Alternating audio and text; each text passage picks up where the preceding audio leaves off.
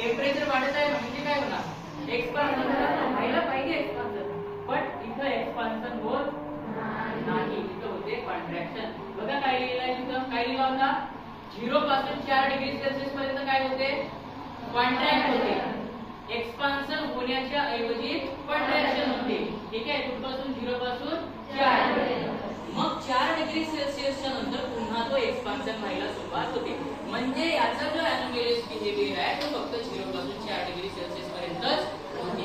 याच्या उलट आता समजा टेम्परेचर डिक्रीज होत आहे, तर डिक्रीज होताना काय होईल, तो 4 डिग्री सेल्सिअस पर्यंत डिक्रीज होईल. 4 डिग्री सेल्सिअस पर्यंत त्याची डेन्सिटी कशी असेल, मॅक्सिमम असेल. आणि 4 डिग्री सेल्सिअस पेक्षा कमी जेव्हा टेम्परेचर होईल, बिलो 4 डिग्री सेल्सिअस, तेव्हा तो काय होईल, काय व्हायला पाहिजे, 4 पासून कमी टेम्परेचर